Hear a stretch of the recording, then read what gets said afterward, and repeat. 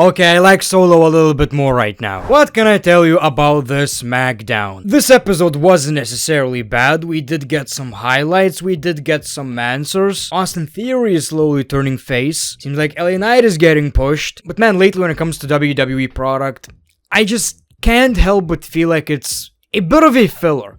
And it is, obviously, Clash of the Castle is not a major pay-per-view. It's weird though, because the card is actually looking pretty good, but I'm just not that excited for weekly WWE product. I've realized that because I made these videos talking about the past of the WWE, right? And I absolutely loved making that content. Now I'm here making a SmackDown review, and I don't even know how to title this video, what thumbnail I should use. It does seem like this is what we're going to be watching until SummerSlam. Like, again, the shows aren't that bad. They're actually pretty decent. Right? They're building shit. Can just get kind of boring sometimes, if I'm being honest. The major problem I have is that, yeah, we had different matches, different promos, but it didn't really progress anything. They basically told you the same things in a different way. Whether it's the Bloodline, Cody and AJ, LA Knight and Logan Paul, even Austin Theory and Grayson Waller. It's pretty much everything we've seen last week, just told just a tiny bit different. But of course, welcome back to another episode of Greatness of SmackDown. Make sure to like, subscribe if you already didn't. A word from our sponsor. This video is sponsored by Wrestling GM, where you can actually prove that you can book it better. Wrestling GM is the best wrestling simulation game in the world. The only game where you can be a business owner, TV show writer, and universe creator at the same time. Pick who fights, who becomes champion, manage each wrestler's career, write your own storylines and feuds, and even create your own wrestlers and companies. Find out why 250k plus players continually keep playing Wrestling GM. The game is very deep and the opportunities to play it are endless.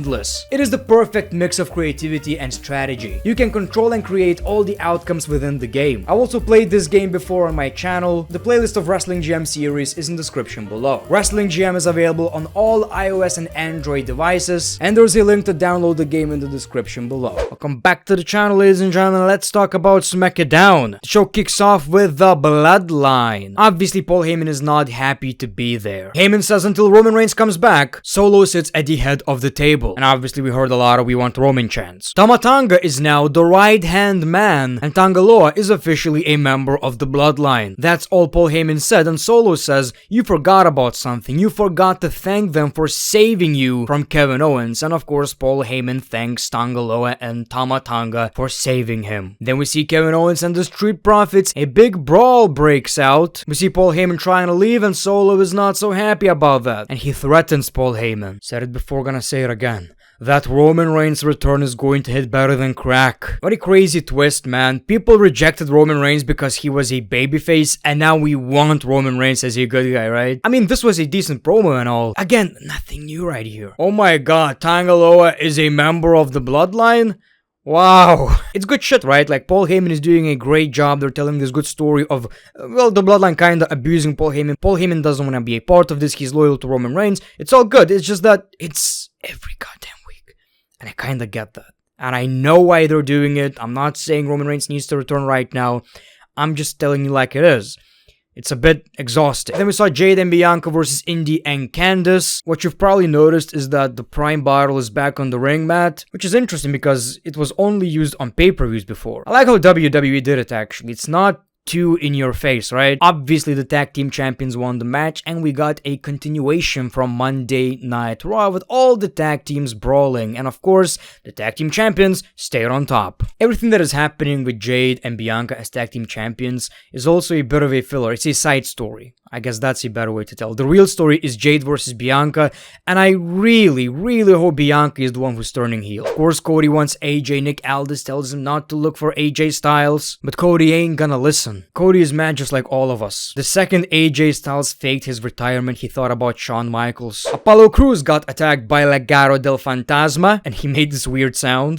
And we see LA Knight asking where the hell is Logan Paul. Apparently, Logan Paul is playing Tetris. My champion. That is my champion right here, no F's given. He's playing Tetris. LA Knight joked about how he can get Tetris up his ass or something along those lines. He wants Logan Paul. Logan Paul finally responded. Logan Paul feels like he's wasting his time, but he needs to respond. He said, "You're a walking catchphrase in a vest. Go back to the mid-card where you belong. You're not on my level." With everybody saying Logan Paul. Nobody's saying that.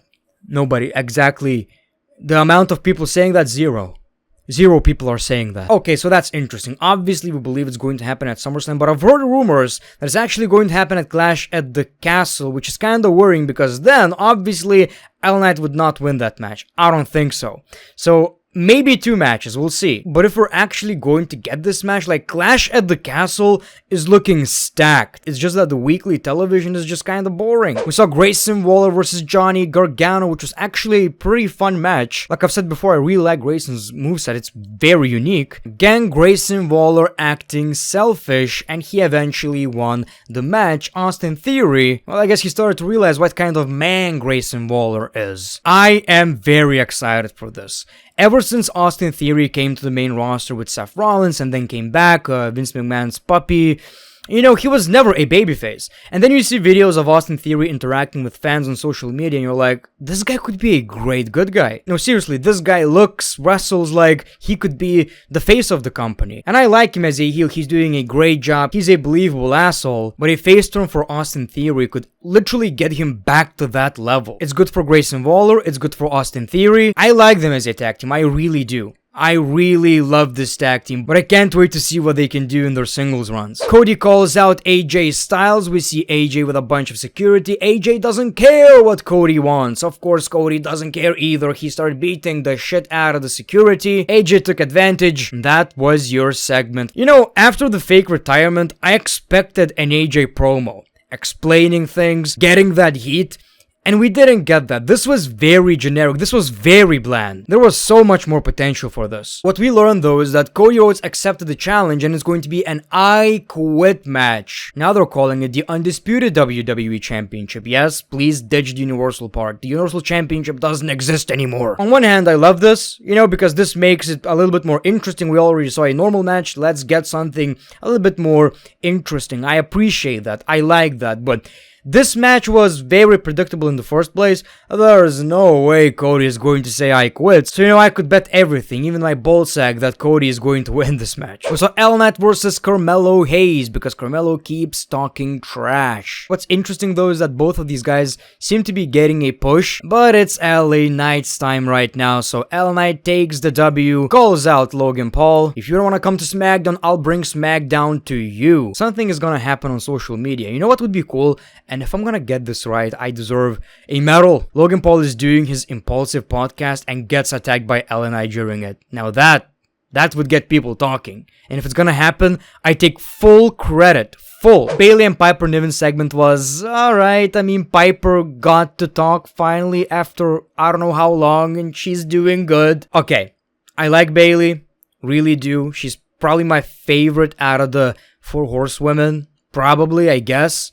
Maybe she or Becky, but this championship title reign really lacks something. She doesn't have a potential opponent right now that would make me care about this championship title reign. That's unfortunate. And this is alright, this is okay. Obviously, I get why this match is happening, but this is not interesting. Finally, a 6-man tag team match, back to the basics. WWE over the last 259 years ruined 6-man tag team matches for me, but this was fine. Why do I feel like I've seen this before? I don't know, man. It just seems like not having Randy Orton in this rivalry right now just kind of ruins it for me a little bit. But the match ends in disqualification, and the only memorable part people are going to be talking for a day is that Shield spot, because we got the triple power bomb. Oh my god, Jon Moxley!